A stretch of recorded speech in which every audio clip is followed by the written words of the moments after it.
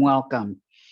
All right, with that, let's officially call the meeting for the SKHHP Executive Board for July 15th, 2022 to order. And Angela, if you would please call roll for us. Yeah, City of Auburn, Nancy Backus. I am here. City of Burien, Colleen Brandt Schluter. I'm here. Covington, Joseph Samomo. I'm here. Des Moines, Tracy Buxton. I'm here. Federal Way, we have Sarah Bridgeford. I'm here. Kent, Marina Hanson. Here.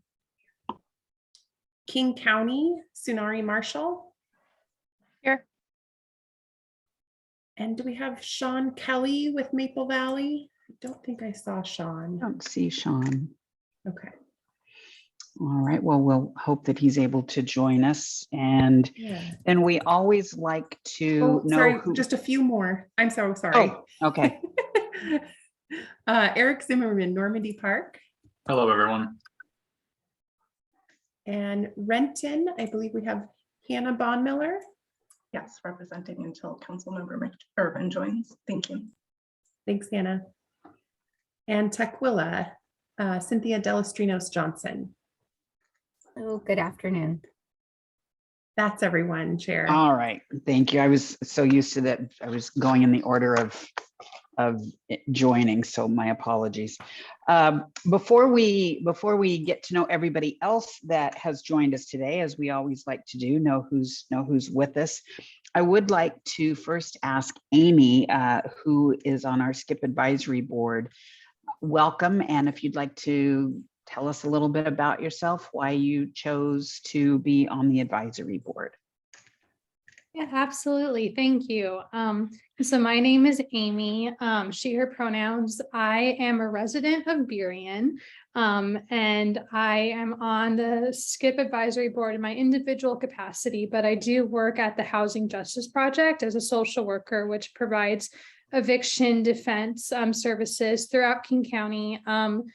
I was excited to be able to be a part of this advisory board because clearly my professional work, housing, is really what I do, what I've done in my whole social work career. And in South King County in particular, evictions primarily are largely concentrated in South King County. And now as a resident of South King County myself, I'm excited to be a part of this work that really focuses on housing in this area. So thank you. I'm excited to be here today. Welcome, Amy, and thank you for your work on our advisory board. It's very meaningful work, and we appreciate people who have passions about it as you do. All right, Angela, I'm going to ask you to call them off because I have a small screen and they tend to move around on me. So. No problem. I will just go down my list here. Starting with Brian Lloyd, you're first on my list.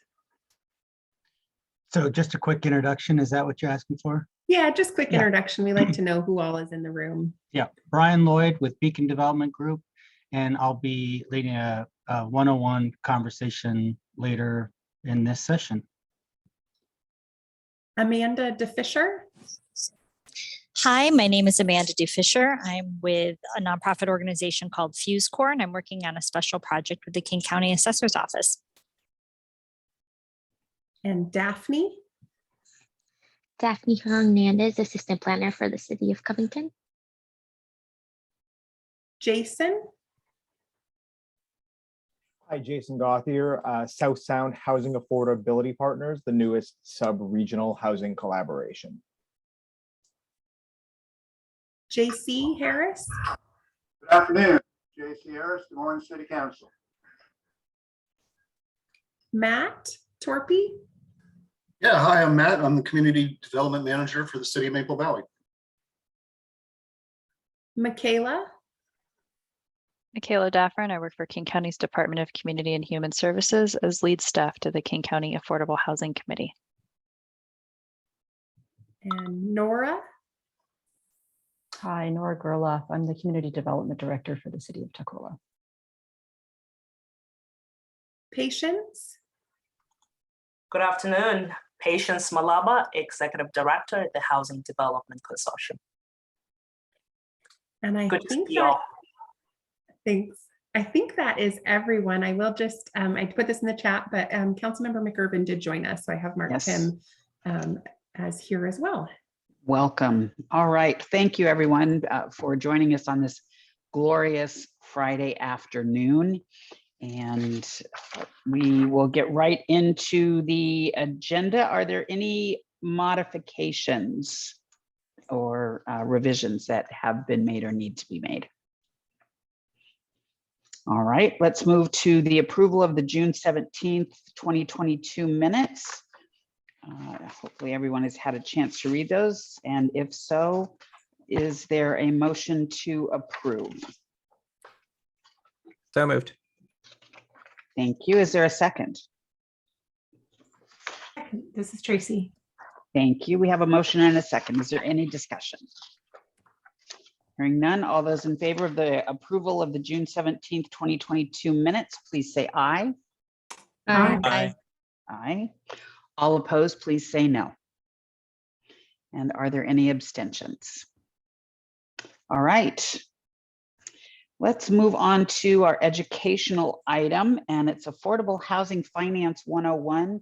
Angela, I'm going to turn it over to you to provide the introduction for this. Yeah, thank you, Chair. Really excited to welcome Brian Lloyd with us again. Graciously, Brian has agreed to join us again to share his extensive knowledge and experience in affordable housing, finance, and development. So every time I hear Brian speak about this topic, I learn something new. I hope that's true for all of us today. For those of us that aren't living and breathing affordable housing finance, I think it's really important to revisit these concepts and refamiliarize ourselves, especially as we take on this year our first funding cycle from SKHHP's Housing Capital Fund. Later this year, the Executive Board will be reviewing applications and will be tasked with making a funding recommendation to our member councils. So really important for us to continue to build our collective understanding so that the board's able to make informed and effective decisions. So really excited to welcome Brian here today with us, and I will turn it over to Brian Lloyd. Hi, everybody. Quick question. Angela, how long would you like me to go? Till 2? You have until 2. I know, Okay. I think you have a cutoff at 2 as well. Is that? I do. So Okay. that would be great. Perfect. Yeah. Hi, everybody. It's great to see you. I'm a little intimidated by this audience. This is quite an esteemed group of people and a lot of affordable housing expertise here on this call, either from the political point of view or the policy point of view. I'm going to hopefully contribute something to the group by focusing on the development point of view. That's what Beacon does. We're an affordable housing development consultant. So we help clients and nonprofits and our parent company, Human Good. Nice to see the Des Moines folks on the call, as we have a Human Good community there in Des Moines.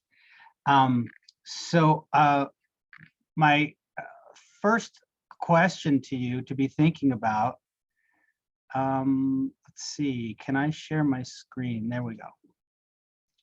Is I'm going to ask you in a moment to look at the agenda that I have and to let me know what parts of that agenda are of most interest to you.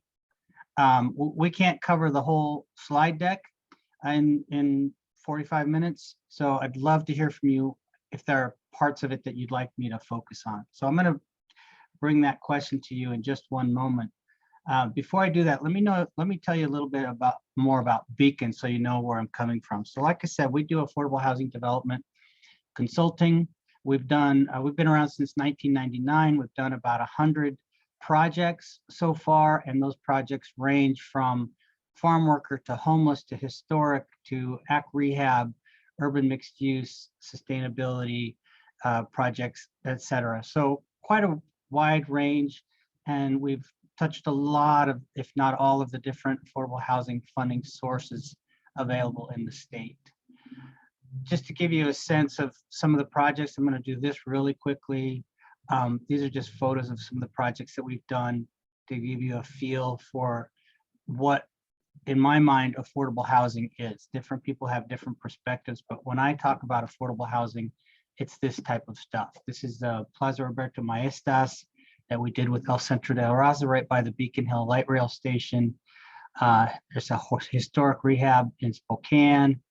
This is part of the Pike Place expansion project that they did recently, 40 units for low-income seniors. This is a net zero mixed-use project in Everett with Housing Hope. A youth homeless center with housing and services that we did in Everett. So a lot of different types, but all serving low-income households. So now I've come back to the outline of this presentation. So generally, I start with the definition. What is affordable housing? Second topic is what's the process? How do we get from the beginning of development to the end? Then I talk about how it's funded. Where did the different levels of funding come from? And how does it pencil, or how do the numbers work to make a project either feasible or infeasible? And then if we have time at the end, we can talk about some of the issues that we are facing as we go forward.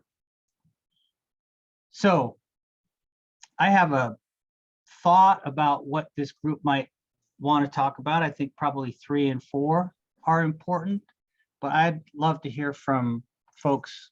Can you give me a couple minutes input, feedback before we go on? What in this really is of interest to you? Board is members, is there anything outside of areas 3 and 4 that you would like some focus on?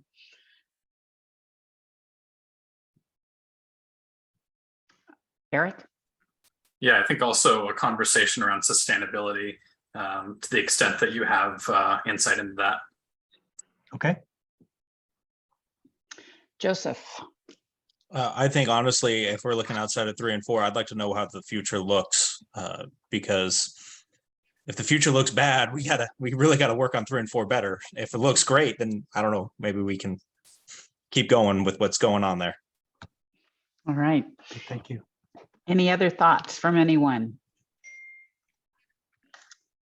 All right. Well, let's not waste any time. Let's get right into it. Brian, the floor is yours. Okay, very briefly, I do want to just start with part of the definition so we're all on the same page. So you probably all know the 0 to 30% of area median income is defined as extremely low income, 30 to 50 is very low, 50 to 80 is low, and 80 to 120 is moderate.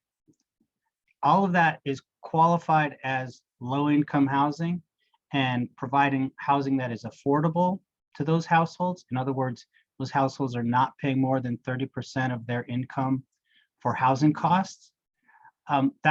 That's all considered affordable housing, whether it's ownership or rental housing. Now, what I'm going to be talking about today is rental housing for one primary reason, because that's what we do at Beacon. We just do affordable rental housing. Also because that's, I think, mostly what your organization is probably focused on. You might have a mixed focus, but generally the resources that are available to subsidize affordable housing are available for rental housing projects. There are ownership programs available. They're less prevalent. And there's a little note here that says 60% is maximum for tax credits, because most of what we do has the low-income housing tax credit as a part of the funding, the capital stack. And the top limit for low-income housing tax credit program is essentially 60% of area median income. Now, for you experts out there, that gets confusing because the program actually does allow people to go up, households to go up to 80% of AMI, but it has to average out within a project to 60. The housing eligibility figures are based on HUD data. So the 2021 limits, I need to update this, for households in King and Snohomish are here at the bottom of this chart. Converting that to 30% of income for rent, it's simple math. And so for a 2-bedroom unit, these would be the examples of maximum rents affordable to these household income levels. So you can see it varies by income level and family size. So I'm skipping through the process part. So how is it funded? So affordable housing is funded through a stack of programs and providers. So I very rarely, if ever, have seen an affordable housing project funded by one source of money. It's almost always a combination of 3, 4, 5, even 7, 8, or 9 different funding sources stacked together. So I'm sure the projects that you'll be seeing in your funding round are of that nature. Brian? Yes. Would you prefer we ask questions during your presentation, or would you like us to hold off until the end? Thank you for asking that. Please interrupt me with questions. I'd like this to be interactive and not just me droning on. So please ask questions as we go. Perfect. Thank you. I believe Tracy has a question for you. Hi, Brian. Thanks for allowing me to interrupt you really quickly. You had those AMI figures up there, and the one for King and Snohomish County. So just the previous slide, right there. So this means this is an average over those 2 counties. So it doesn't really, it looks like you don't take people in a certain community, their AMI doesn't really connect with their community. It's just an overall average for the whole county. That's correct. So Bellevue is going to be the same as Des Moines. Eatonville's and Pierce, but you see what I'm saying? Yes. Anywhere yes. in King or, okay. All right. Thanks. That's correct. And that's a good point to recognize, because the other thing that comes into play is each market in which you're developing affordable housing is going to be a little bit different. In other words, let's look at this rent at a 60% rent level. If you're trying to rent a 2-bedroom in Bellevue for $1,500 versus a lower cost suburban or rural market in King or Snohomish County, that's going to be a very different equation. But the data is provided by county.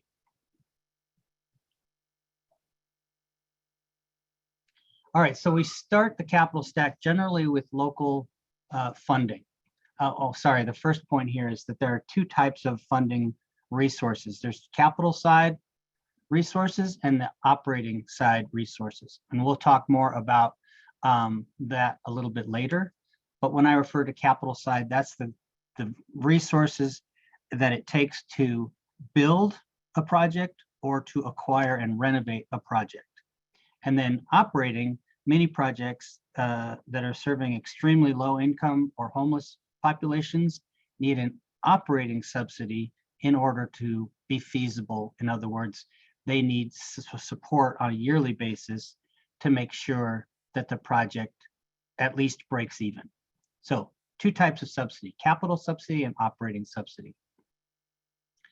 We generally start building the layer cake with local sources.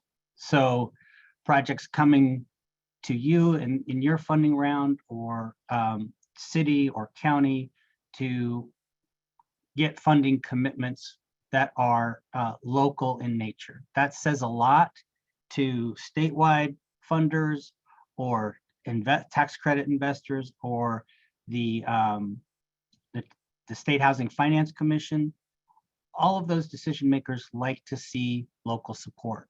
So the fact that SKHHP has created a fund and can show that support for projects is really essential.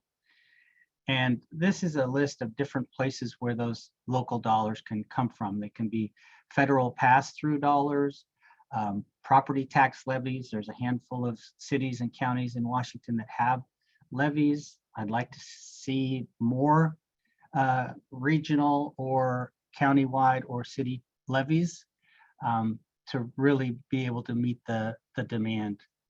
And then regional consortia. I'm going to have to add SKIP to this list. So I'll do that in my next presentation. Ryan, aren't there's some significant restrictions on CDBG and home funds? Isn't that correct? That is true. Yeah. CDBG funds and home funds carry a lot of federal regulations that can make them difficult for difficult resources to use in affordable housing. However, most affordable housing providers will take money wherever it comes from and will meet the obligations required. Home dollars are easier to use than CDBG dollars.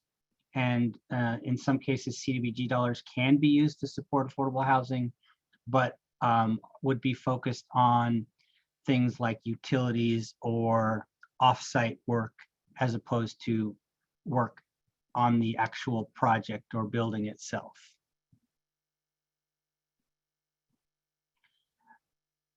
Another key resource is the State Housing Trust Fund.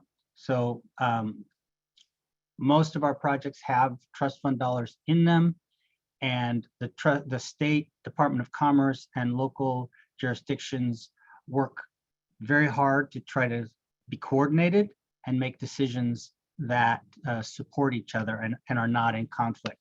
Because if the state funds a bunch of projects in a county, but the local jurisdictions are funding a different set of projects, then nobody's project is going to have complete funding. So that's a really key part of the process, and one I'm sure your staff and team members have thought about. In terms of the Housing Trust Fund, I like this history here showing how it was a long time ago we had a high point in the trust fund at 200 million. The funding fell off significantly, and only in this last biennium have we exceeded, and boy did we exceed that milestone with significant resources committed in the last two rounds. Many of those dollars being ARPA funds, the relief, the COVID relief funds.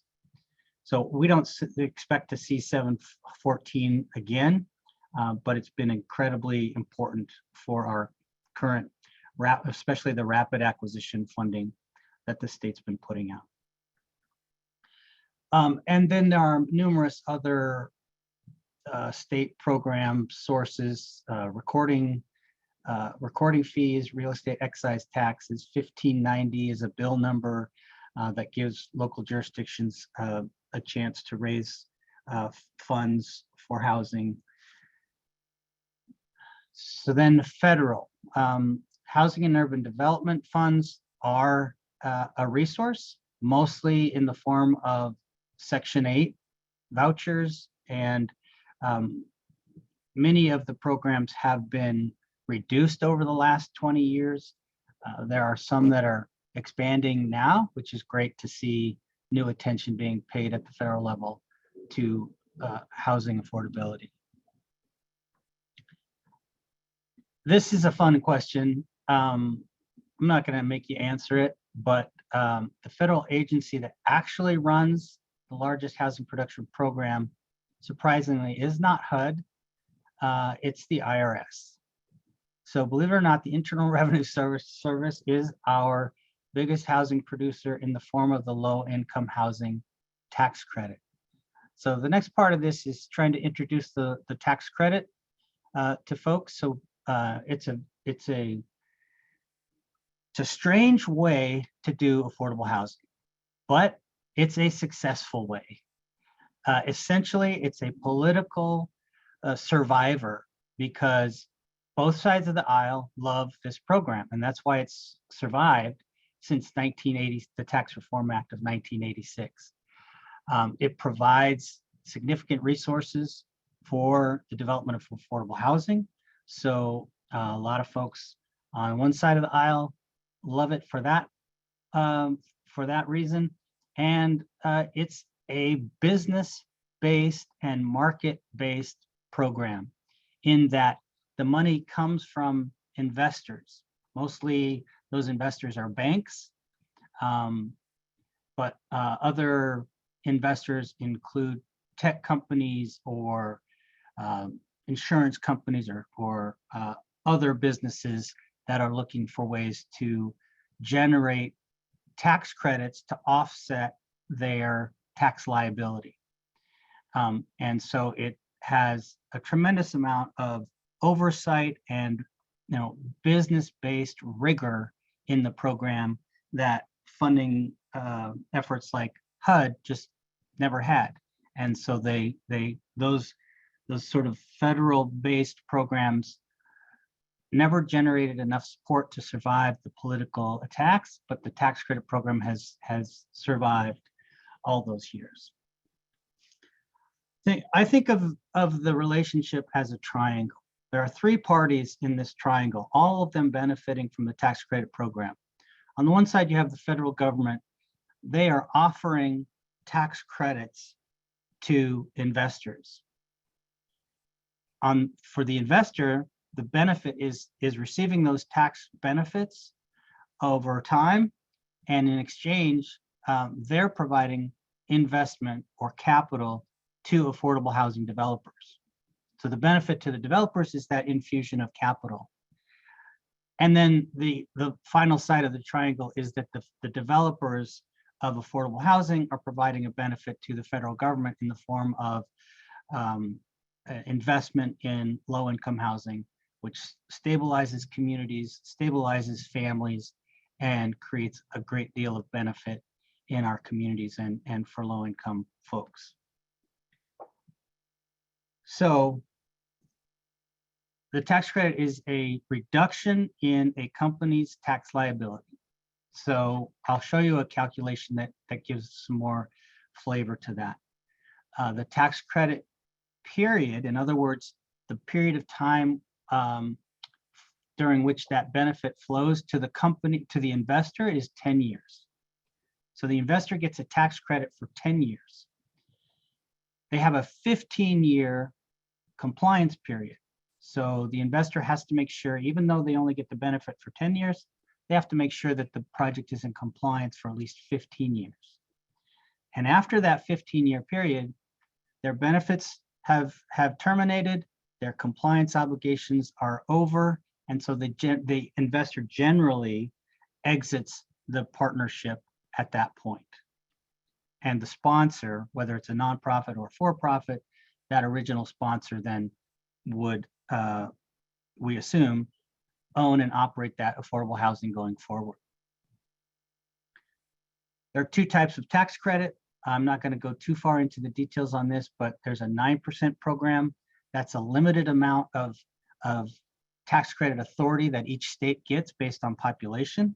I think our per capita right now is about $2.70. And so the Washington State Housing Finance Commission has a scoring and application process which allocates those credits to the most competitive sponsors based on who's being served, how low are the households, how you get more points for the lower incomes that you're able to serve, certain geographic priorities, and so forth. And sustainability measures. Someone asked about sustainability. There's a high priority for sustainability in that scoring as well. The 4% and the 9% is the deeper subsidy. So in other words, it is a richer program. If you get a 9% allocation, you're going to raise more equity than the 4% program. So the 9% tends to go toward projects that are serving formerly homeless or high needs populations or extremely low income populations. Eric? Yeah. Yeah, thank you for referencing the sustainability element, Brian. Actually, would you mind just providing a couple examples of sustainability indicators that might be a part of that scoring? Yeah, so let me first say that the Washington State Housing Finance Commission, City of Seattle, State Department of Commerce, through the Housing Trust Fund, they all use a sustainability program called the Evergreen Sustainable Design Standard. And so that's a baseline that any affordable housing project has to meet in order to receive affordable housing funding. It's a bit like the LEAD program, but it's slightly modified. And then on top of that, funders like the State Housing Finance Commission will give extra points to projects that can go above and beyond those baseline sustainability measures. For example, increasing the amount of solar array on the roof, or installing additional highly efficient water heating systems, or ERV, heat recovery, ventilators, that sort of thing. Yeah, thankful. That's helpful to know. I realize you're referring to the sustainability aspects of the buildings themselves. Perhaps my question is more about the sustainability of the business side, and making sure that these units can in perpetuity be offered as affordable housing. But that could be for another segment in the conversation. I just wanted to distinguish between the kind of the green attributes of the buildings themselves versus the sustainability of the operating model. Got you. I think we'll get to the sustainability of the business model, but let me suffice it. Let me start by saying every funder that we're asking money from is underwriting the project to determine that sustainability. So you will underwrite projects, the county underwrites projects, the commission, the state, and they're all looking at, is this a sustainable project? In other words, when we look out 15 and 30 years, is the project going to be able to break even over time? I want to touch this last bullet here. The equity that comes from the low-income housing tax credit is not debt. It is not repaid. The repayment to the investor comes in the form of those tax benefits. So the project doesn't repay that money. The investors get paid. No mistake about that. But it doesn't come from the project. And that's essential to making the projects sustainable, like you were asking. Let's look at how the structure of a tax credit partnership might look. So let's say this sponsored developer applied for tax credits and received a competitive award of $1 million in credit. So that sponsor would set up a limited partnership made up of the sponsor and the investor, with the investor getting 99.99% of the ownership, because we want as many of those tax credits to flow to the investor as possible. That increases the amount of tax credit equity. So even though the investor looks like they're running the show, and they kind of are, with a very thick document that explains exactly what the sponsor has to do in terms of reporting and what they're allowed to do in terms of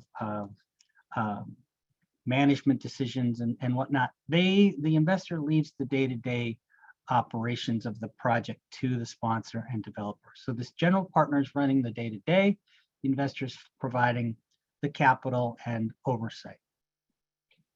So that $1 million in credit times 10 converts to a total tax credit award or a value of $10 million. So what we would do then is we would take that $10 million tax credit benefit out to the market, and generally look for at least 3, maybe 5 or 6 or 7. Some people like to have an open proposal process, but we're asking the market, we're selling 10 million in tax credits. How much will you as an investor pay for that set of tax credit benefits?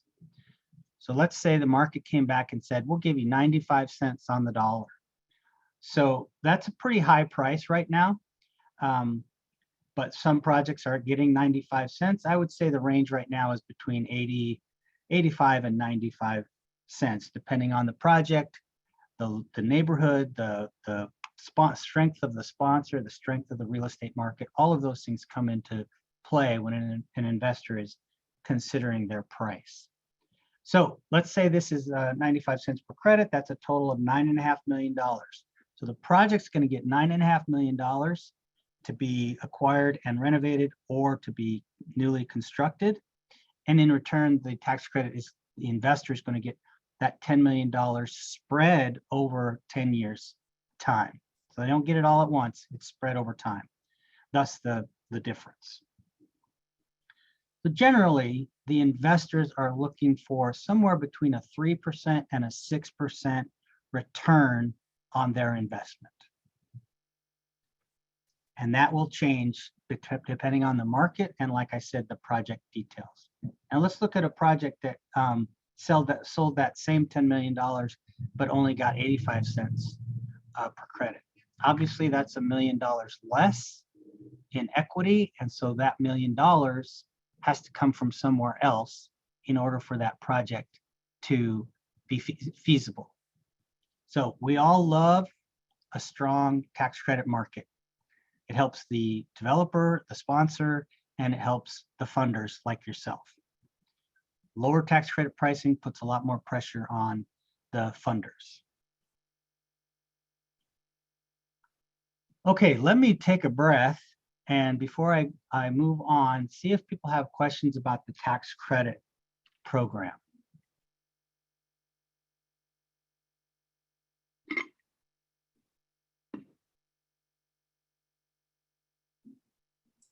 Well, I do. This is getting a little beyond my pay grade here, but how does an investor use their tax credits? It's you said it becomes a marketable product. Does it become part of a large portfolio that somebody else buys? Or is the investor required to keep that specific $10 million in credits, and they can't buy or sell that as another market product? Well, generally, the investor, they want to keep that tax credit. They want to keep the rights to that tax credit so that they can offset their own tax liability. So let's say bank X. So it can be spread around to anything. So if they've got a tax credit, it can be applied to any kind of, what I want to say, income then. Yeah. Right. I mean, whatever kind of income they have, they can apply those tax credits. It doesn't matter what their income source is. That's correct. I would say it a little bit differently. It's applied to their tax liability. Okay. As opposed to their income, because it's not a deduction, it's an outright tax credit. So let's say bank XYZ has a $5 million tax liability at year end, and they have a $1 million tax credit. They only have to give the IRS $4 million for that year. So they just made $1 million, of additional revenue because they had that tax credit to offset their tax liability. So anybody who can come up with the cash is qualified to go to purchase these tax credits. It really doesn't matter what industry you're involved in. As long as you have the cash, you can purchase these tax credits and forward it into these products or these. Okay. Two things. You have to be a corporate entity. It used to be that individuals could invest in tax credit, but that became way too complicated.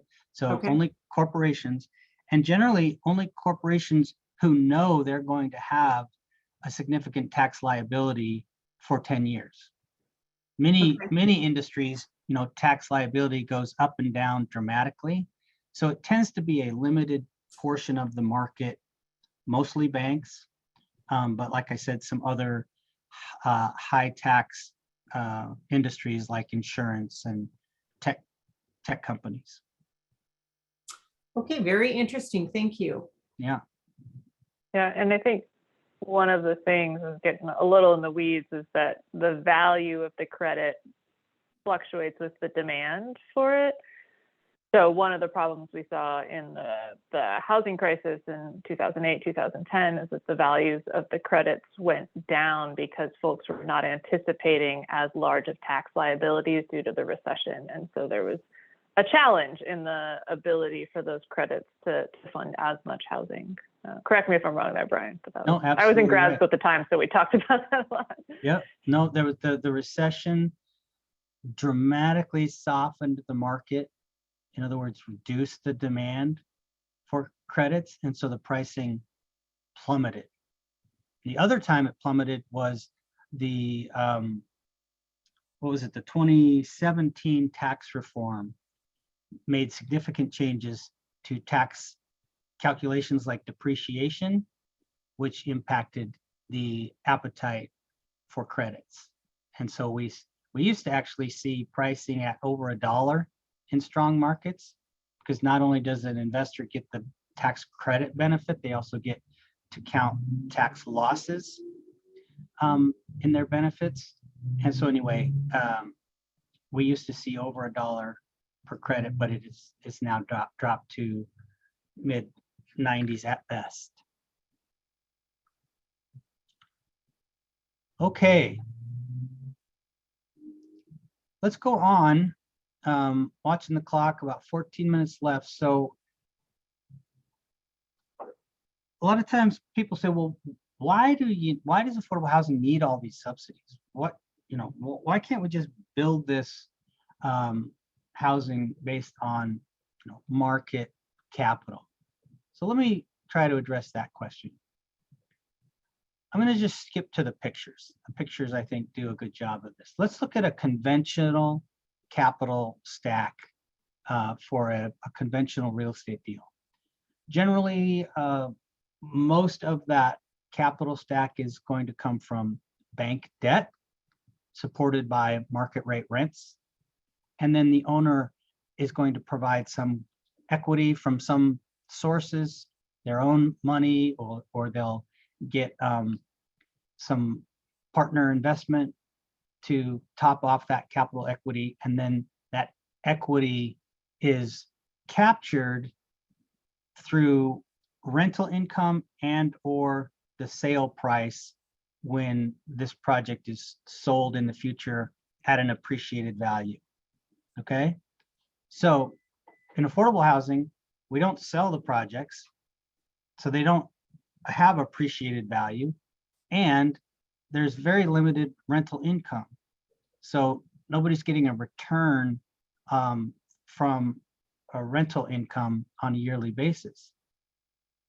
So what that means is we have to replace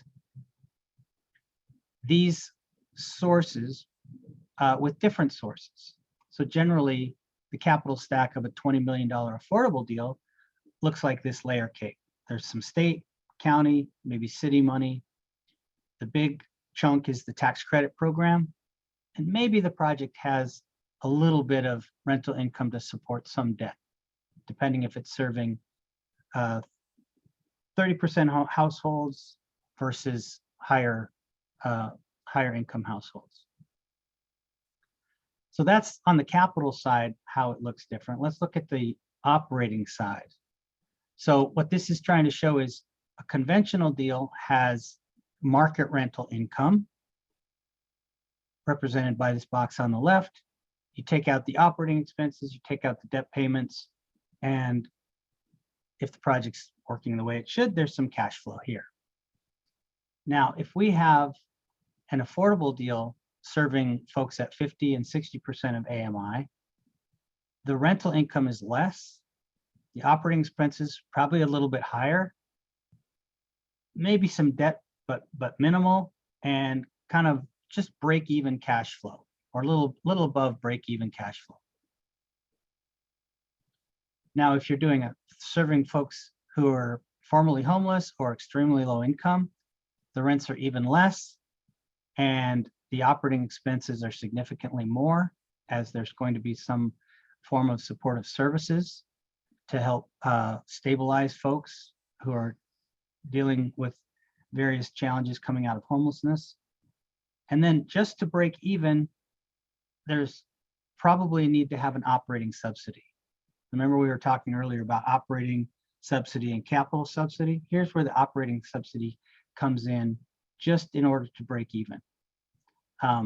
Most of the time that operating subsidy comes in the form of Section 8, but Section 8 is in very high demand in the Seattle and King County area, and so often is limited or unavailable. And so we're trying to find other types of subsidy from the state. For example, they have operating and maintenance programs. They have homeless service programs, but that is a part of the challenge of serving the lowest income households, is how do you, based on very limited rents, but significant operating expenses, how do you fill that gap on a year-to-year basis in order to achieve that sustainability that you asked about, Eric, and make sure that a project can break even over time.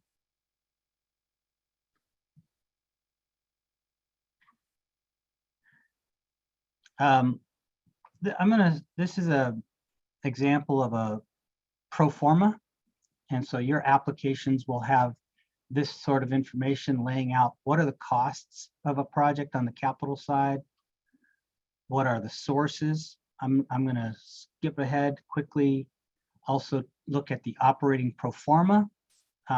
So the capital budget shows the costs to build or acquire and renovate a project, kind of a snapshot in time. And the operating pro forma is more of a movie that shows how is this project going to look as we go into the future. This sample only shows a 3-year time frame, but we do a 30-year pro forma. I just can't fit that on this screen. But that's how you get to that sustainability. You look at, all right, what are the incomes that you're serving? What are the rent levels? Deduct the expenses, and then you get to a bottom line, and you want to make sure this bottom line is positive. And not only that, but you want to make sure that bottom line is positive over time.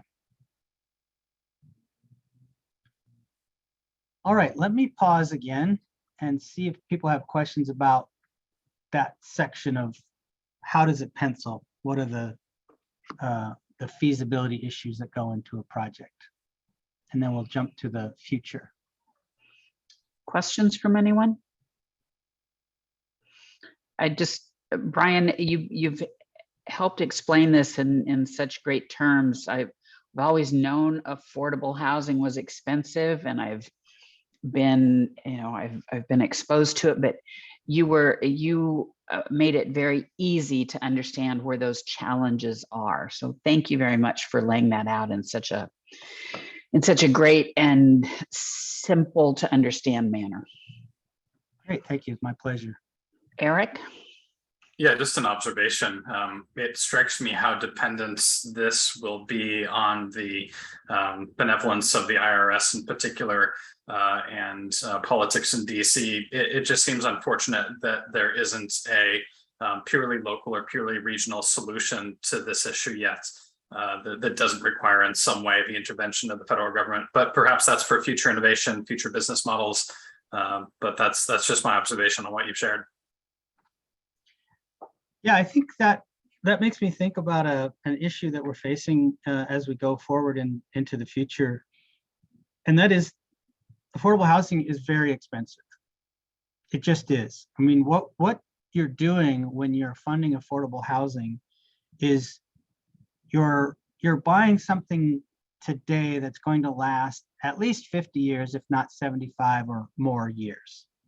And when you think about an asset in that time frame, it's not as daunting to think about the cost. But especially in this area, land, construction costs, labor, they're all extremely expensive. So it's always an education to help people understand why affordable housing costs as much as it does, but what the benefits are for that investment. So some of the issues that we're dealing with, a fraying safety net. Housing ends up addressing so many different issues, mental health, other homeless challenges, and it's so hard to address those needs, certainly without the stability of housing. But housing has to address so much more than just being a roof these days, and it's all expensive. Resources are increasing, but they're not keeping up with demand. And we can see that in our communities as homelessness and housing stability increase over time. So we pat ourselves on the backs when we think about the increases in resources that have been generated over past years, but it is still not keeping up with the demand.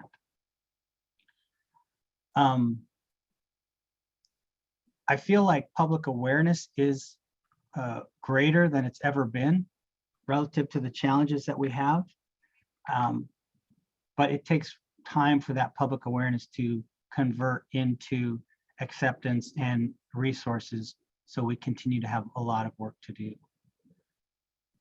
We are seeing more ways that healthcare and education and mental illness and ER systems all have a connection to housing. So hopefully over time we will increase the resources that come from those programs. We're very siloed right now. There's healthcare funding, and then there's housing funding, and then there's education funding. But somehow we need more connections to represent the fact that those silos are integrated. I'm going to just conclude now with the happy faces of affordable housing residents and give you back a few minutes to ask any final questions. Questions from anyone, board or guests?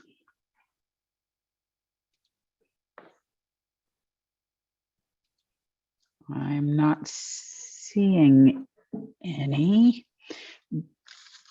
Brian, you have clearly done an excellent job of explaining this to all of us.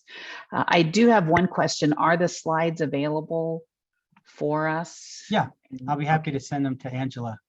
That would be wonderful. Thank you. I think there's a lot of great information in there. I was trying to take notes and things, but thought it would be much more Yes.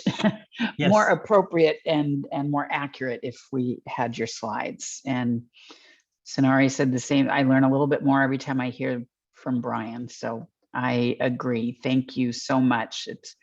It shouldn't be so complicated for us to build affordable housing. Affordable should be affordable to everyone, but it's one of those, I think we should mark it down as an oxymoron. Yes, it is.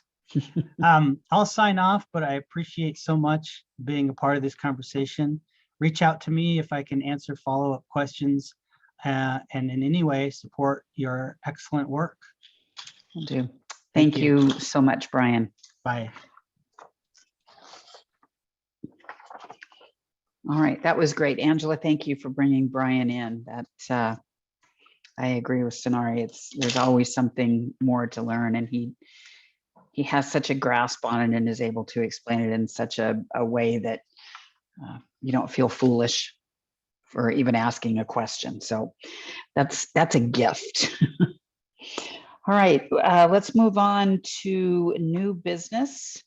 And the first item on our new business is performance metrics. And so we have heard from board members as well as other council members the importance of establishing performance measurements that will help us to communicate, and track SKIP's progress in meeting our overarching needs. So in addition to establishing the long-term strategic goals and objectives that are included as a work plan in SKIP's 2022 work plan, we want to begin the conversation. And Angela will talk us through some of the metrics based on what's been discussed with staff and with our group in the advisory board. So Angela, I will turn it over to you. Yeah, thank you so much, Chair, for providing that little bit of overview. And I did provide some general kind of bulleted point metrics in the agenda packet, just to provide just a little bit more context and some of the things that we have done since SKIP's inception. We have issued quarterly progress reports. Those are based on our annual work plans each year. But I did want to take some time to revisit how we're tracking progress and how we're thinking about annual performance metrics that, as our chair said, can help us to communicate our organization's progress as we think through how we are achieving SKIP's mission to create a coordinated, comprehensive, and equitable approach to increasing housing stability, reducing homelessness, and producing and preserving quality affordable housing in South King County. So the metrics that are included in the packet, which I will bring up here in a second. I like to see your faces for a minute before I start sharing my screen. They're organized under the 3 overarching objectives that inform and provide the framework for our annual work plan each year. These include housing policy and planning, affordable housing investment, and then thirdly, outreach, education, and advocacy. As we talk through each of these areas and the potential measures for tracking, I want everyone to kind of keep in mind that we not only want to create meaningful metrics that communicate SKIP's progress, but we also want to think about information that is available to us, that is pretty easy for us to collect and report on without adding significant administrative burden to staff, but also creating that level of accountability and tracking our progress. So as we go through these, and I'll put these questions in the chat, they were in your packet as well. I want us all to just be thinking about, are the metrics that we're going through reflective of SKIP's mission and objectives? Do those metrics resonate with you? And do you think they will resonate with members of your council and members of your community? And then are there metrics missing that you think SKIP should be reporting out on annually that help to convey our organization's progress? So like I said, I will put those in the chat, but I do want to go ahead and share my screen and talk through the metrics that have been discussed by our staff work group, as well as our advisory board. So these are the objectives that I talked through. These are how they're organized. The first one being affordable housing investment. So the metrics included here include the, and these are annual, includes our member jurisdictions' contributions to our housing capital fund. As we look towards building philanthropic investment, it would also include the annual philanthropic investments into the capital fund.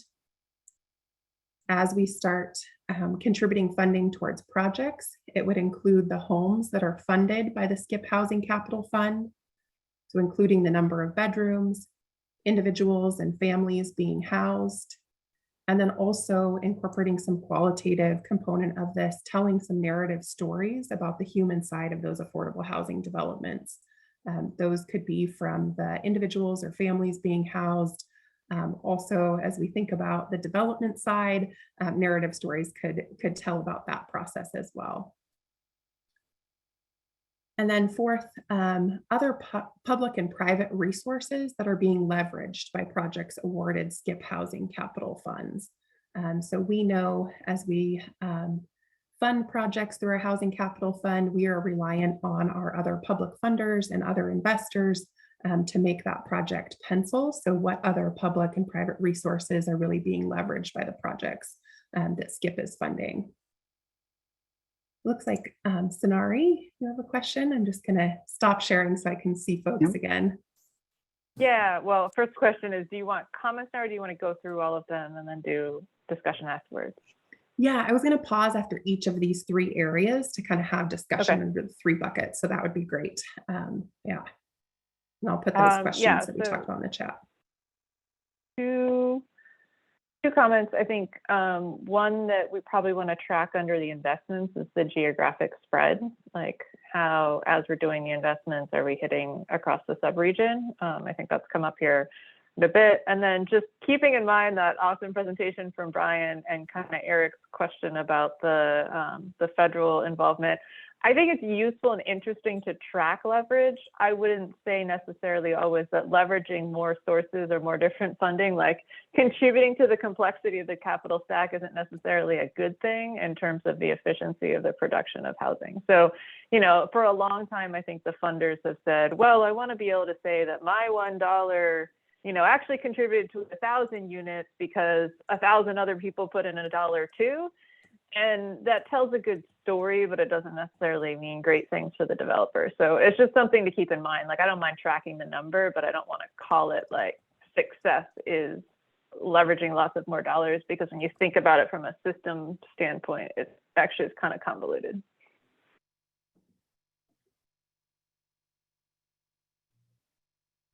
Thanks, Sonari. I think that makes a lot of sense. I really appreciate the comment about the geographic spread, because I know that has been on this group's mind as we think about our long-term goals around really funding projects across South King County.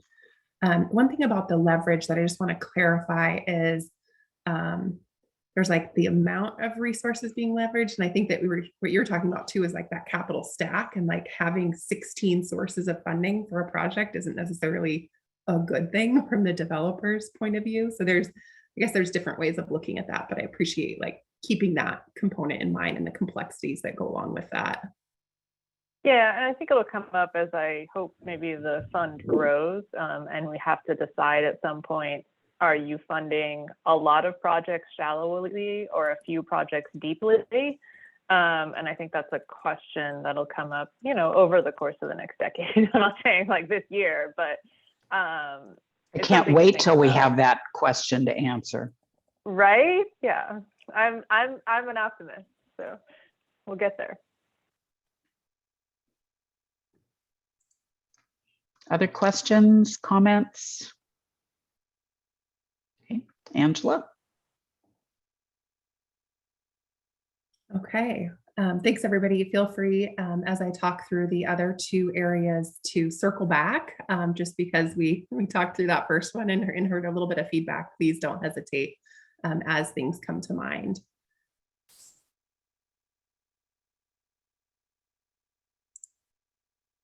Okay, so the next area here is around housing policy and planning. And this includes some of the metrics we talked through include the affordable homes that are in local land use and incentive programs. So this would include anything in your jurisdiction that includes an affordable housing covenant or requirement of some sort. So that would include like multifamily tax exemption programs, density bonuses that have a tie to an affordable component. So things that have a local land use or incentive program that ties to an affordable housing component, and reporting out how many of those are exist in South King County and in your jurisdictions. So thinking about those annually and how those might be increasing over time as well. I added this one in here actually, as the county and the state Department of Commerce are establishing affordable housing and housing need allocations, and jurisdictions are having to plan for those. Thinking about the progress that our jurisdictions in South King County is making towards meeting those allocations. That is something that is going to be part of, I think, the Affordable Housing Committee's work as well, but something that we can think about at the South King County level, and how we're making progress to those allocations. And then also thinking about the technical assistance provided by SKIP staff. So this includes reviewing ordinances or policies or programs that might be going into play, participating in housing action plan implementation or comprehensive plan updates, that level of technical assistance. This is probably a little bit more of a qualitative component, and it'll include more of a narrative than a quantitative measure as some of these others. So again, I'm going to stop sharing and hear any questions or feedback you have on these. Do these seem like the right measures? Are there things missing? Any questions that you have? Tracy? Well, so far, it's just, now that I'm going to say, I appreciate what this is a great approach right here. I appreciate that you've worked so hard to put these together and that they're aligned with our 3 mission objectives. And this is going to be a great tool to use to bring back to our councils, to report out, to help people understand exactly what SKIP does, what it's done, what it's accomplished. I really appreciate this. The only little nuance here, it might be nice, technical assistance provided by SKIP, if you maybe technical and policy assistance. You mentioned policy, but it's nice to have that word in there. And I think, especially for the electeds on the board, and as we're considering whatever we do, whatever we're trying to create in our partner cities, I think that's going to be something, especially as we move forward, that we may lean on in regard to what SKIP can offer the partner cities. That's all I have for at the moment. Thank you. I think that, from my opinion, I think that's a great add on the verbiage there, Tracy, to kind of further explain what the SKIP staff is providing. And we know the staff is providing amazing things already and supporting all of us, but the ability to more closely quantify and qualify what that work is, to show the value to those that are not on this board, I think is paramount. Any other thoughts on the first 2 performance measures?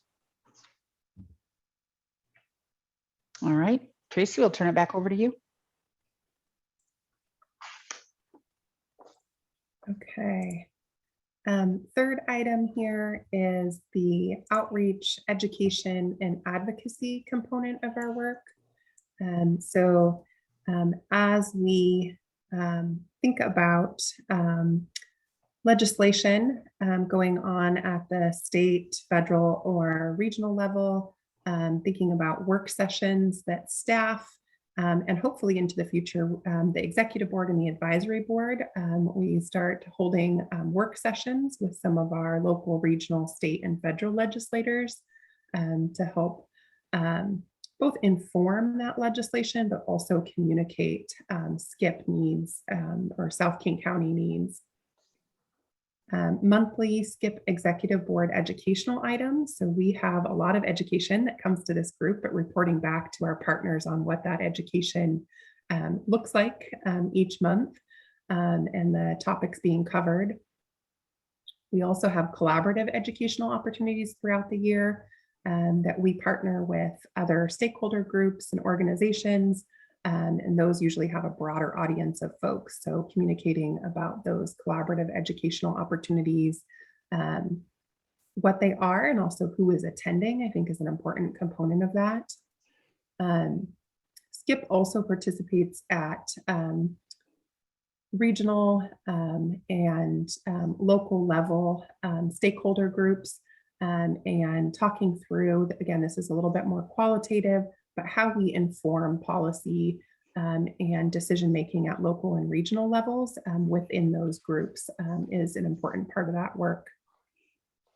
And then as we look at the work of the advisory board, we want to think about how we're incorporating community voice and community impact into our decision-making. So that is something that I think we'll be leaning in on our advisory board to help us with that work and help us to tie back to the community. So it's a little bit of a placeholder right now, but it is a body of work that I know that we want to involve the advisory board in and look towards the future.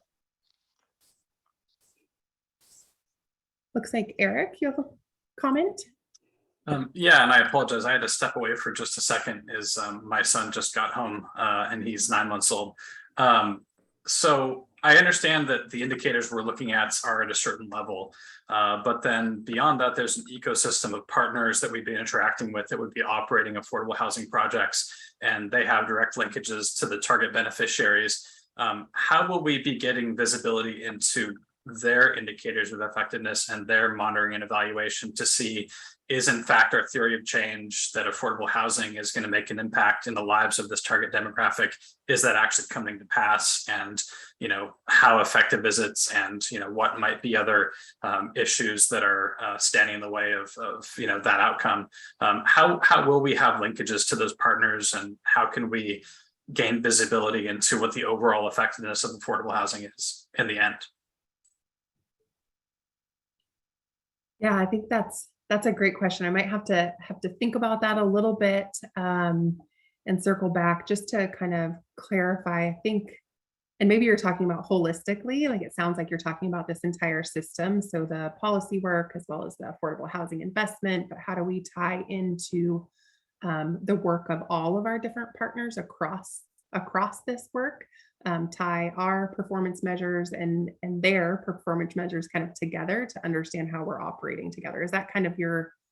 Yeah, and I'm sorry, Okay. I just want to I make didn't sure I'm ask, understanding. I didn't that. ask the question well, I think, but we have a theory of change that all of these investments made into affordable housing will contribute to certain outcomes in a target demographic, a group of beneficiaries. But we can only control a certain piece of that ecosystem, that end to end. We depend on partners to do a lot of the implementation. But I wonder, what is our visibility into the effectiveness of those partners? And ultimately, is the benefit to our target audience as we expect it to be? And if it is or it isn't, how do we have visibility into that through our partners? Yeah, I think that's a very good question. And I think something for this group to think about. Do we want to be communicating or asking our partners like for feedback with our, the developers maybe that we receive applications from each year, or our other partners that we work on education or advocacy, but sort of reaching out to them for feedback on that level? I'm not sure if that's exactly where you're going, maybe a component of it, but it looks like we've got other questions and maybe some feedback on your question as well. It is, and also, it may be we're realizing that this system is not really super well built out yet, at least not for how SKIP would interact with other partners in King County. So that could be future work, and that's an acceptable answer. If that's the case, I see Sunari nodding. And Joseph, I saw that you had your hand up. Was your question answered, or you chose not to? I realized my question wasn't needed for this particular conversation. Okay, thank you. Tracy. Thank you. Kind of segueing, I think from Eric's comments, the housing investment portion with the bullets under there, it's more, those all seem to more indicate a data gathering activity. And there's nowhere out here that it really explains the interaction, the outreach, with the outreach to investors, and that whatever, or the gathering of philanthropic support, or there, I'm looking, and it could maybe appear under outreach, education, and advocacy. But, or do you put another bullet under affordable housing investment? There's a big job, I think, here, and I think it's going to be with our staff, that is going to be engagement with, you could call it potential partners, philanthropic partners. And I don't really see that clearly outlined here, but that's going to be essential for my personal preferences, what I call my favorite thing that Skip will do is affordable housing investment. But that's not going to come about without somehow this outreach, relationship building, education. So with those entities, so this outreach, education, and advocacy down here seems to be more like from the policy side. And so I don't know how that would be reflected in these bullets. It almost seems like it needs to be a bullet under affordable housing investment.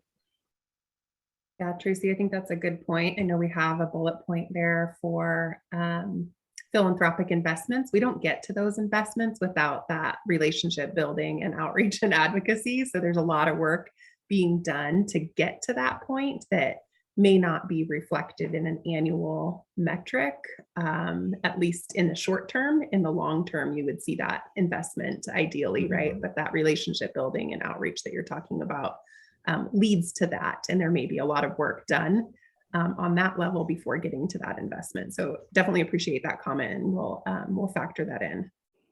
Or you could put it with the work sessions with just thinking, or outreach, where you say local, regional, state, and federal legislators and potential partners. And that kind of would cover that. It's like, this is a huge time expenditure and a very important component of what our staff's going to be doing. Anyway, just, and then as far as reflecting back on all of these bullets and our presentation that we had today, are any of these tied to any of our ability to receive grant or other philanthropic funds? In other words, is somebody going to look at our body of work and our mission statement and our goals, or even any of these metrics, to determine whether they want to use us for channeling resource? Is there going to be anything like that? Are our metrics going to be tied to our ability to channel resource?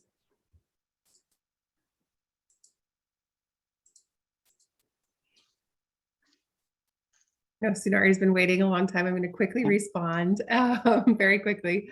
I would say, I think the metrics, as well as the actions that Skip's taking. I know we heard this from some of the initial outreach that we did with philanthropic organizations, and wanting to see that community voice and our work really tying to the folks that are most impacted by housing, tying our work to a more equitable approach, and thinking about our potential philanthropic partners and where they are in this work, reflecting that in Skip's work plan as well as our metrics, I think is a really important part to thinking about aligning partnerships with those types of organizations. So yes, Tracy, I guess is the short answer, but longer answer, just based on some of the things that we heard from those philanthropic organizations. Great. Thank you. Sonari. Yeah, my comment was really just thinking about Eric's question about the larger system and outcomes, and it sounded to me like kind of a UW question, or like an academic institution question a little bit, because I don't think that the current network of government funders and providers is set up to like have the data that we can crunch to really understand individual household outcomes right now. We might track, like, did somebody move out of affordable housing, but that doesn't necessarily mean it was a positive exit or a negative one, right? Like, we're not saying like they could have been evicted because they didn't pay, or they could have moved out because they achieved sufficient income to be able to afford a place on their own. And so I don't think we're there right now. I do think the West Coast Poverty Center always has something interesting going on at UW, where they're like tracking, new academics research projects about, they're really trying to be outcome oriented about both the homelessness and the housing space. And it's a group for us to kind of keep in touch with over time to understand how their work might help enlighten us on the impact of ours. And, at the end of the day, this is going to be a fund that is a piece of a much broader system. I think over time, we know that housing stability helps improve other areas of life. That's just generally like nationally accepted research practice, but like on the more granular level, what's happening in this region, I think our local academic institutions would be good partners over time as we have the capacity to engage with them. Thank you. Eric. Yeah, I'm sorry that I'm speaking so much. We're just talking about things that I think are really relevant, and I've got questions. Sunari, I think to that point, that's an acceptable answer for me as an elected person representing a constituency. I just think ultimately there would have to be some point of accountability where within the system, you know, we can test and prove the theory of change and understand the degree to which, you know, addiction, mental illness, and other variables may be impediments to the housing vector of this problem. You know, we want to make a lot of investment into affordable housing. That's a positive element of solving the problem, but it's not the solution itself. And I think having that data and having an intentional effort by the cities to catalyze the work of academic partners and others who can start to answer those questions can help us validate that this is the right major investment for municipal partners to be making. Instead of, for example, at some future point, making a intentional pivot into addiction and treatment and other kinds of services. But I think that'll just help us know if we're putting tax dollars into this, we're representing a constituency, we have the data, we have the evidence to back up that this is the vector that should be our majority focus, as opposed to, you know, perhaps other kinds of solutions that come at it from the addiction or other services perspective. Thank you. That makes sense. I suspect the answer will end up being both. But yeah, I think there are probably some folks at UW who are already thinking about that as well, as we saw from Greg's presentation a few months ago. Other questions, comments? Okay. Angela, did you have more on? Those we ran through all three of those areas, so I appreciate all of the feedback. This really wasn't an action item for you all, except for just to kind of inform our progress reports and annual reporting, and we will build on this discussion as we start thinking about long-term goals for SKIP as an organization. So thinking through those kind of performance measures and tracking, and leading us to a discussion later this summer into kind of long-term goals as an organization. So we will come back to these as part of that discussion as well. So this was a great opportunity for me and our staff to, at the staff work group level, to hear from you all, and I'll report back to our advisory board as well. And then we'll be coming back to this discussion to inform those long-term goal setting. Great. Thank you. Right. Sorry, I'm getting some kind of note popping up. Love that, right in the middle of a meeting. Your computer wants to upgrade right now. All right. Are there any other comments on the performance measures? All right, then we will move on. And that next item, item B, is the SKIP Advisory Board stipend proposal. And we did approve an operating budget that included a line item for the advisory board compensation, but we didn't really go much further than that. And so we do realize that there are some individuals who are on that board that it may be a burden on them to be on that board. And so we wanted to have the discussion regarding the potential for compensation. And I believe staff has conducted additional research, including interviews with peer organizations, for us to have that information as we are working through this and hopefully coming to a decision. And Angela, I will turn it over to you for this part of the discussion. Yeah, great. Thank you. Just a little bit more background here. In addition to that line item in the budget, the executive board had some discussion around just really wanting to think through a structure in a little bit more detail. So including that line item so that we can really have this discussion and come up with an advisory board structure was a priority as we went through that 2022 budget cycle. So since that time, staff did conduct additional research, did some interviews with peer organizations, and that research really indicated that compensation for participation in advisory boards is a best practice and key element to full and equitable participation. I did also want to mention during our recruitment process for the inaugural advisory board, we did not have compensation in our budget.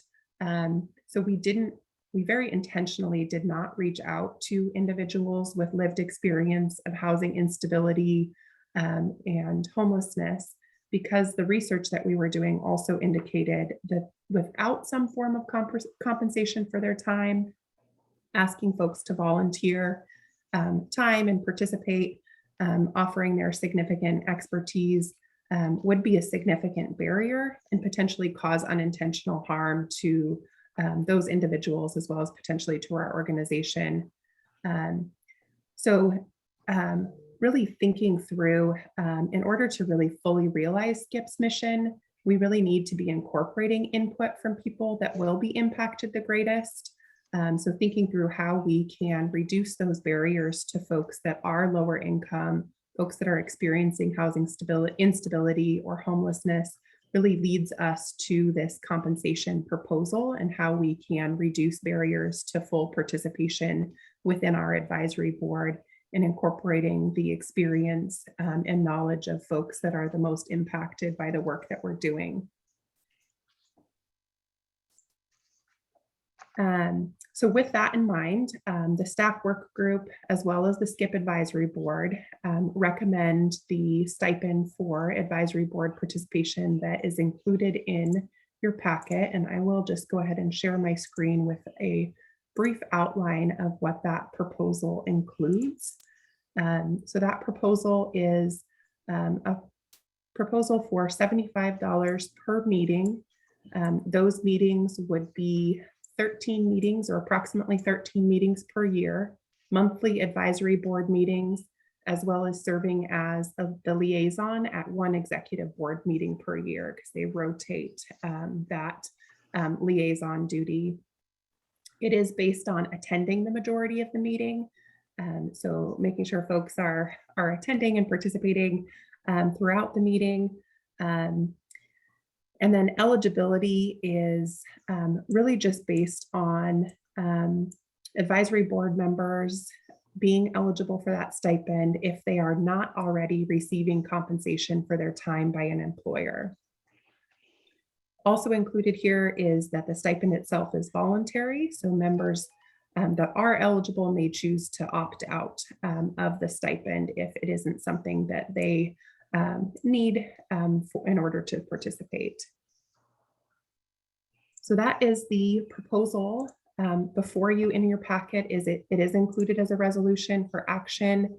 It is on the lower end. That $75 per meeting is on the lower end of what other peer organizations are providing, but essentially it reflects SKIP's limited budget while also recognizing and valuing our advisory board members' time, experience, and the knowledge they bring to our organization, and helps to reduce those barriers to full participation. Joseph? I think my stance on this issue has been well documented, but I'm going to start with a couple things. I disagree that it's on the lower end as the six peer organizations that are listed here. We have $50 a meeting, $50 a meeting, $75 an hour, $75 an hour, $25 to $50 an hour, and $50 an hour. I hate to break this to you all, folks, but that's more money an hour than I make in an hour at my regular job. All of those numbers. I mean, I do have a question here. I do have a lot of questions actually. So I will ask a couple, give someone else some time, and then ask a few more so I don't hold on to everything. But my first question is how long does a typical advisory board meeting last? Yeah, advisory board meetings are 2 hours. Okay, so we're looking at $37.50 an hour. Okay. Next question. Why 75? What if we're looking at this, the ones that do per meeting on our 6 groups here are 50, and then everything else is either ranges between 25 to 75. Why was 75 the number that was selected? So we chose to go, just a little bit of background, chose to go with a per meeting compensation due to a little bit ease of implementation of that, rather than kind of a clock in, clock out per meeting, recognizing that our meetings are 2 hours long. Like you said, that does amount to $37.50 per hour, which is on the lower end of that hourly rate that other folks are providing.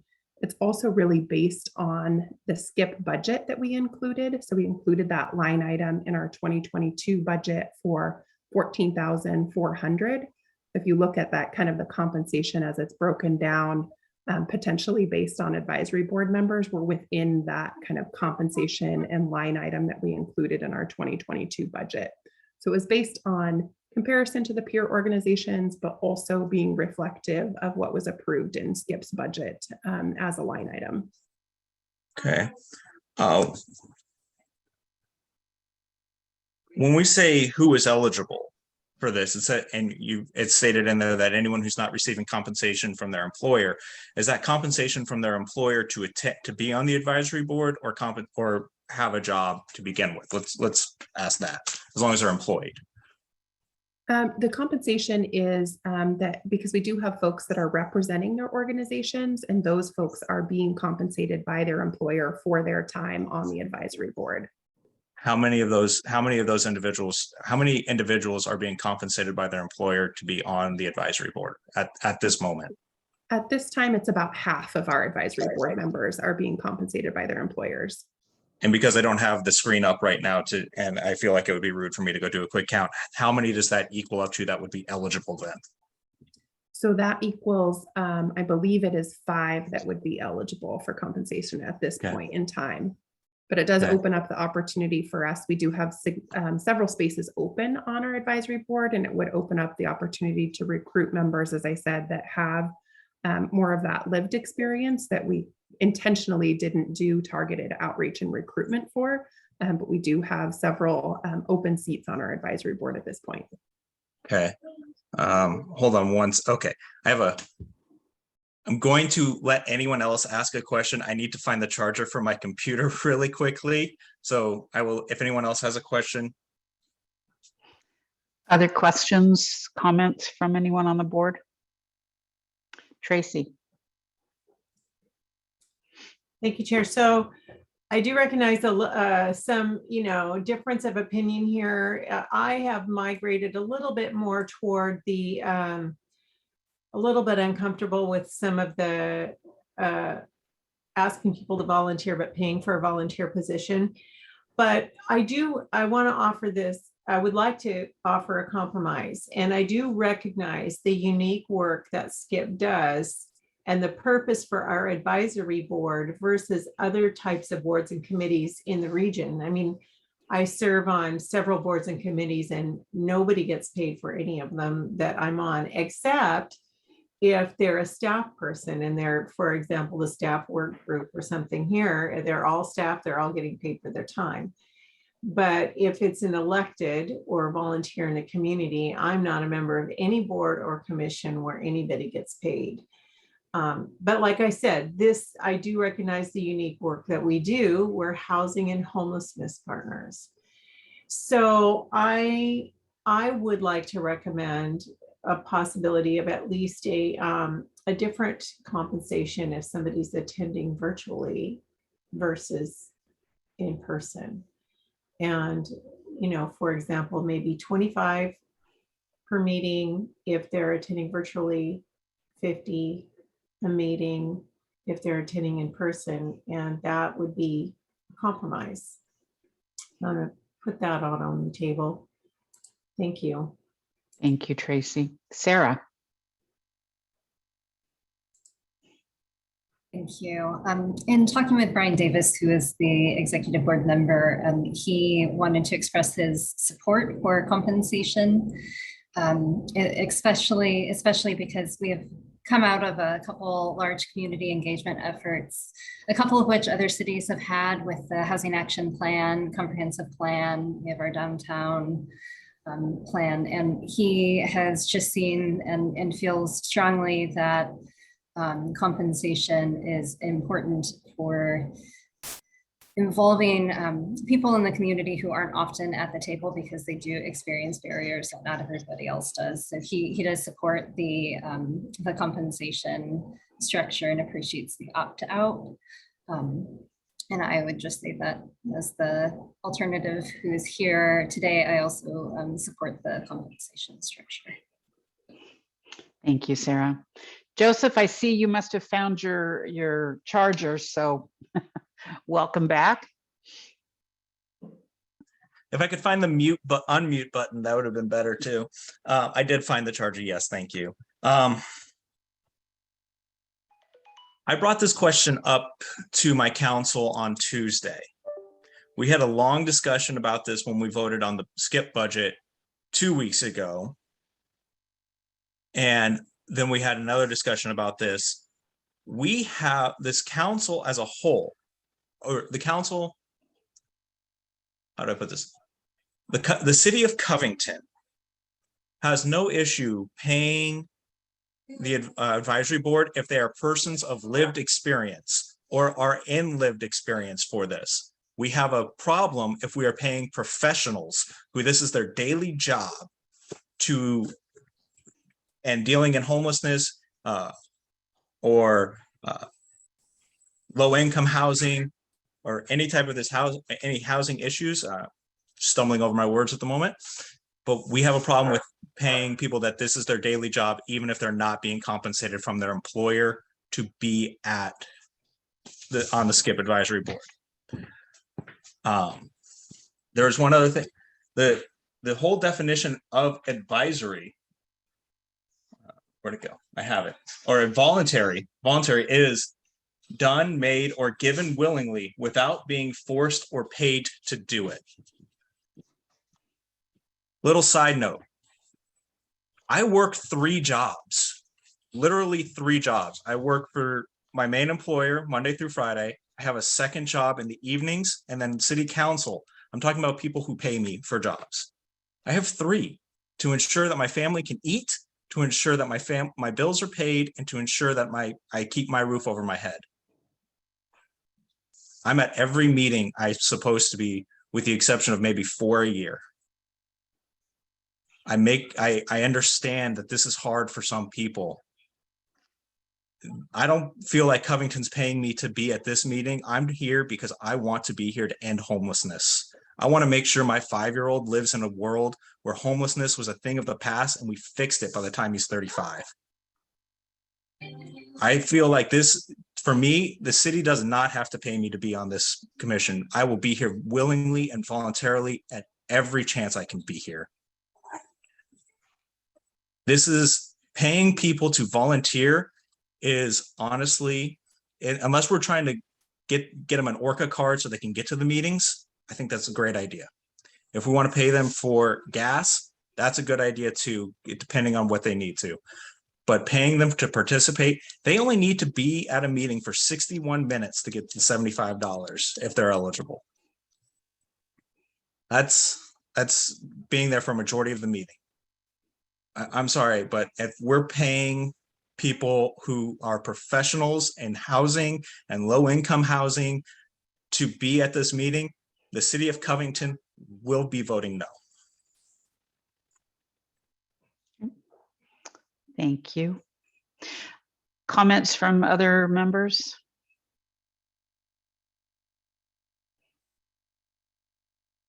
Tracy? is there a way to make that distinction? That sounds like a reasonable distinction when I hear what the Covington City Council wants, but I don't know how to try and make that distinction. If somebody works in the field, I don't know how to make that distinction, but I guess it's a moot point if nobody else feels that way. If nobody else is interested in making that distinction, I guess it's a moot point. So I guess I might be interested to see if anybody else feels that way, feels like that would be important. Thank you, Tracy. If I can just make one point, actually, I have a question on process and a point to make. And Joseph, I can appreciate your passion over this. I just want to point out that I doubt that anyone who works in the affordable housing field is getting rich off of that work. A majority of the funding is going to building those homes. So it's not that individuals who are passionate about this work are getting rich in the work. So I just want to make that point. But also, Angela, I failed to ask you, have we checked with our finance department to see how these checks would be paid? Is it through just the regular voucher process, or would they be considered payroll process? Are there taxes taken out of that? I failed to ask you those questions when we were chatting last week. Yes, and I am working through that process with Auburn's finance department. So there is some of that still up in the air. But conversations obviously to continue based on approval of this. Thank you. Ryan. Yes, thank you. I'm supportive of the proposal as it's presented. I think I've probably already touched on this in previous meetings, so that remains relatively unchanged for me as far as getting the right folks there. I think the opt-out is a good way to do it, so that if folks really don't need it and they are there, I mean, it's kind of wait and see to see how many folks actually do take advantage of that. And maybe if not, maybe it needs to be the other way around and be an opt-in where they apply for the reimbursement or the stipend, as it were. And if it turns out that we're seeing it's not being executed in the way that we envisioned it, all said, I think it's fair to compensate folks for their times. I say this as someone who, I do feel like I'm being compensated to be here by the city of Renton. And yeah, it was a choice to be here, but part of my job, it's not directly to this meeting, is to engage in policy like this. So I don't know. I feel like I'm in some ways benefiting still from being involved in this. So and obviously for the goodness of my heart too. I don't want to say like I'm not in it for the work as well. So I think this is a reasonable proposal. I also think that the idea is an interesting one. I'd be open to if there was some way to tier it based off of in person, because I do recognize obviously the time for gas, childcare, or leave from another place of employment could, and if it does increase the value of being in person, although I will point out we are not yet in person, so I just want to make sure it's a level playing field between the two. So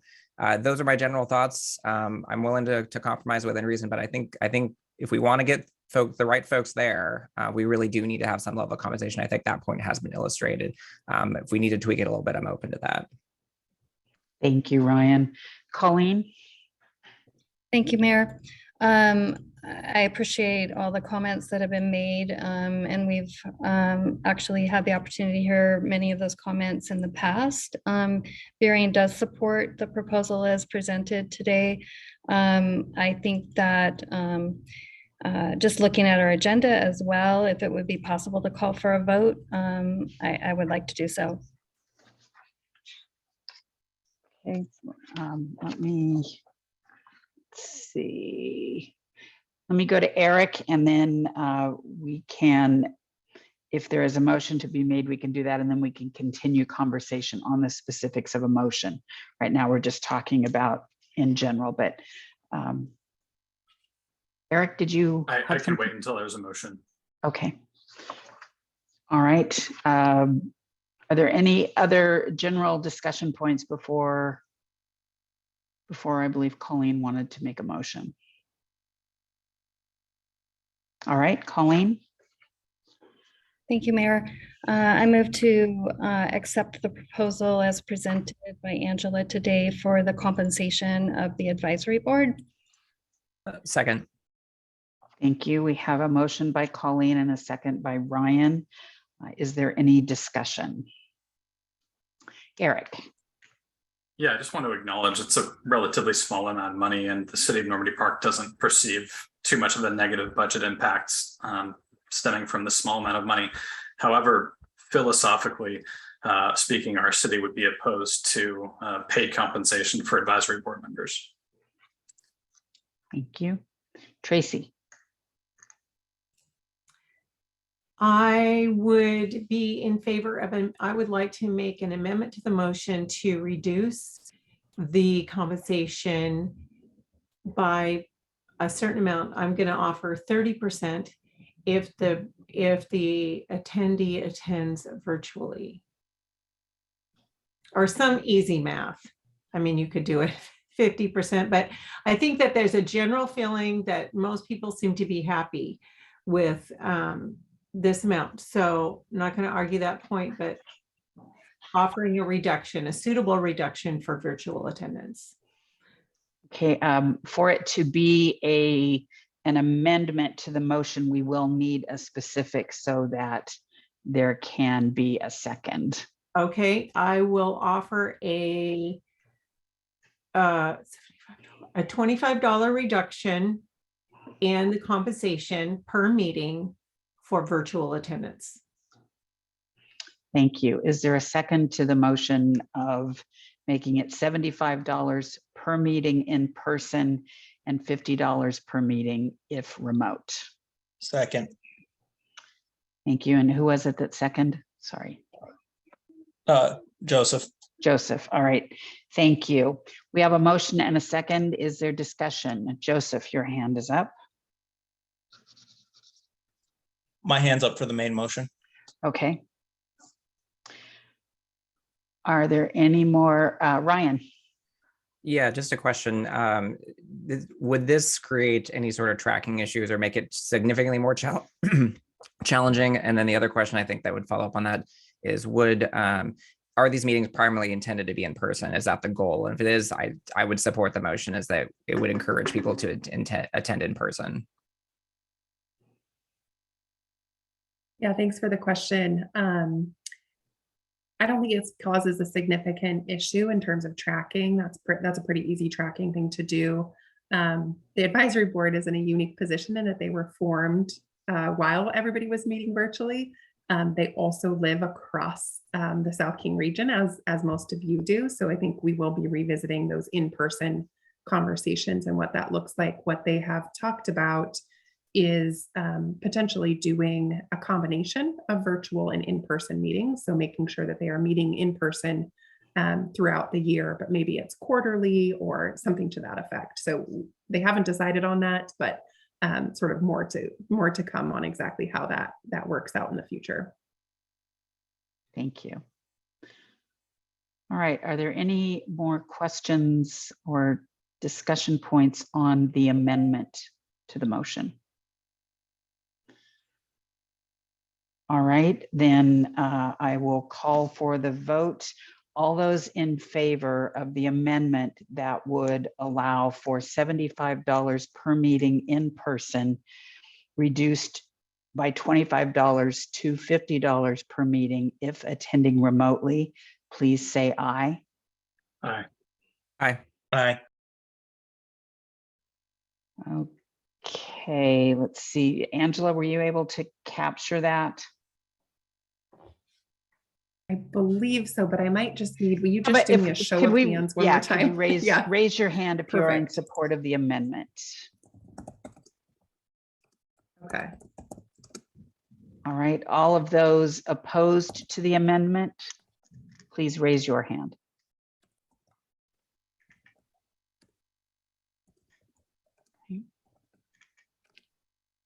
Sarah, is yours a no? That is a no. Okay, thank you. And are there any abstentions? All right. Angela, I believe the amendment passed. Is that correct? That is correct. Okay. All right. Now we will go to the main motion, which is to pay advisory board members a stipend of $75 per meeting in person and $50 per person per meeting that they attend remotely. Is there any discussion? Joseph? I go back to the definition of the word voluntary, which we have put into the minute or into here, is that participation on the SKIP advisory board is voluntary. Voluntary, done, made, or given willingly without being forced or paid to do it. If people on this board were not informed of a compensation and they did so and they joined willingly, we informed them that there's a possibility of a compensation afterwards.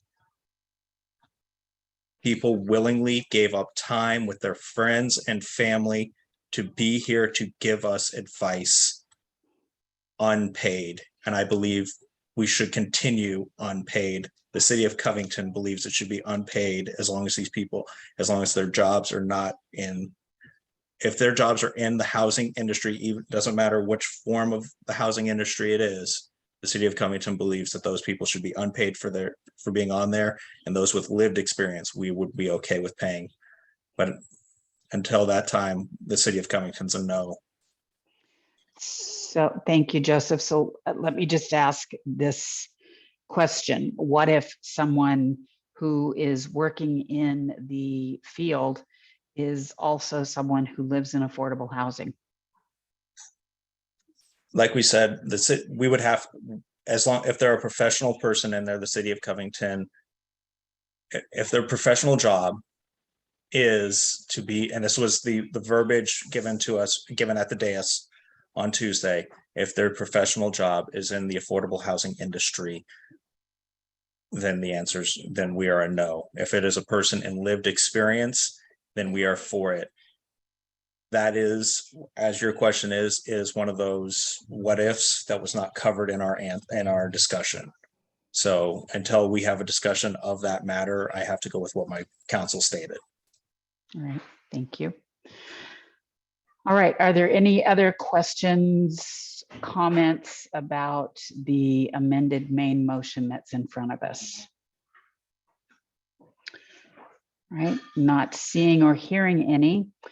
I'm going to ask for a raising of your hands as opposed to just saying aye this time, because I don't believe this will be a unanimous decision. All those in favor of a $75 stipend per meeting for the advisory board members with a reduction to $50 per meeting if they are attending remotely, please raise your hand.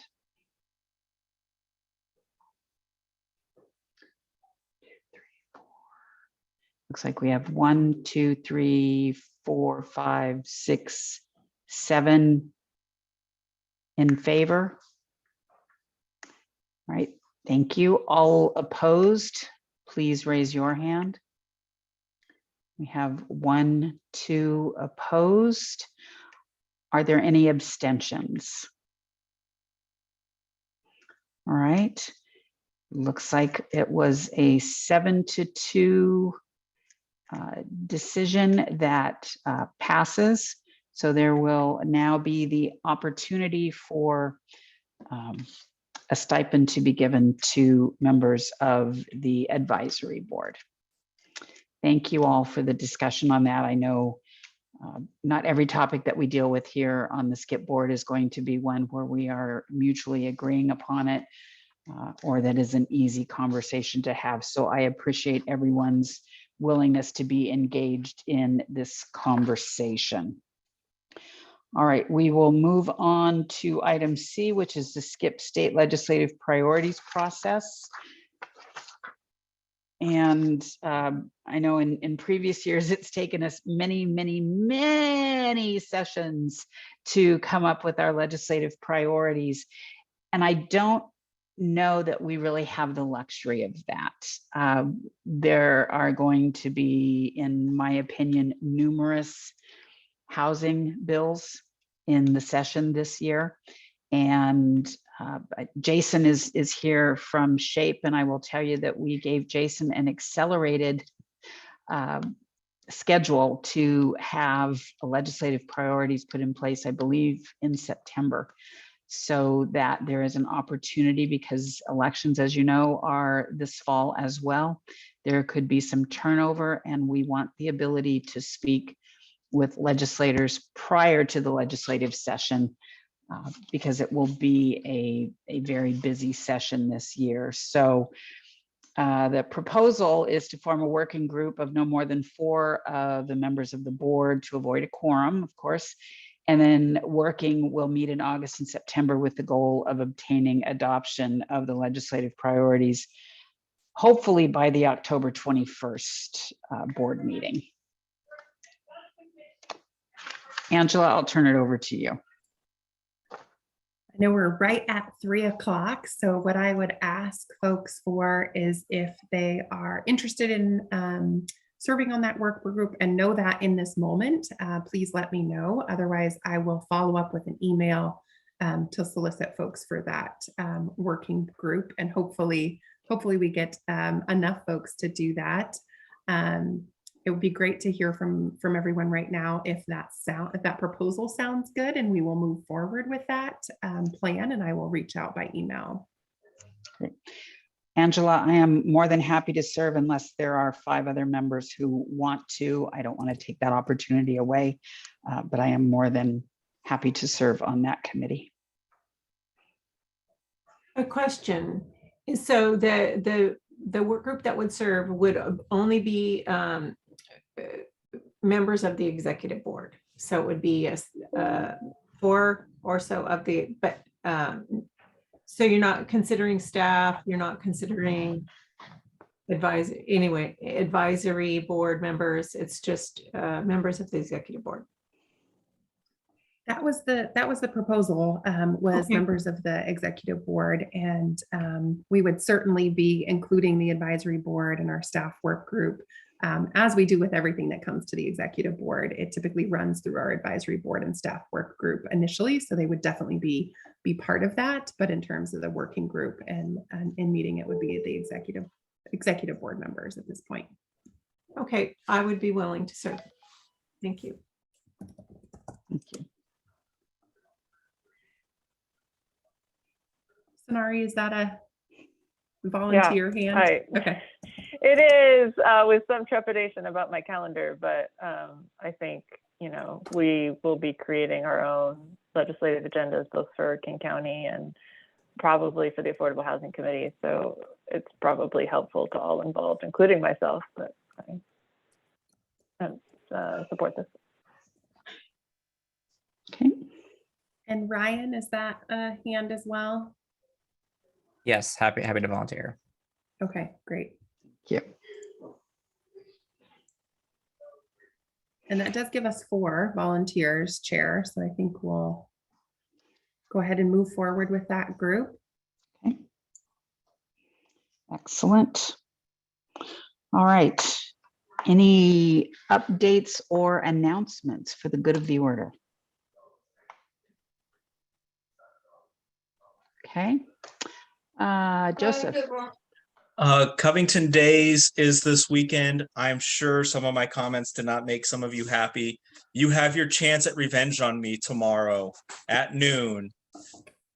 The dunk tank at Covington Days. I will be there. All the money you pay to dunk me goes to our aquatic center and to swim lessons, and to help make sure our aquatic center is up and running until we can get a new one. So if I've made any of you angry, if you like me, if whatever, I don't care. Come and help. Come spend some time at Covington Days tomorrow and Sunday, and throw some balls at the dunk tanks to knock me in the water. Nice. Joseph, I did that a couple of years ago for our giving campaign. Some of the directors and I were in there, and our city attorney at the time got in his suit. So he was definitely a good sport. All right, any other items for the good of the order? All right, I'm not seeing or hearing anything. so I am going to thank you all for your time on a beautiful Friday afternoon. Thank you for your passion around the topic of affordable housing.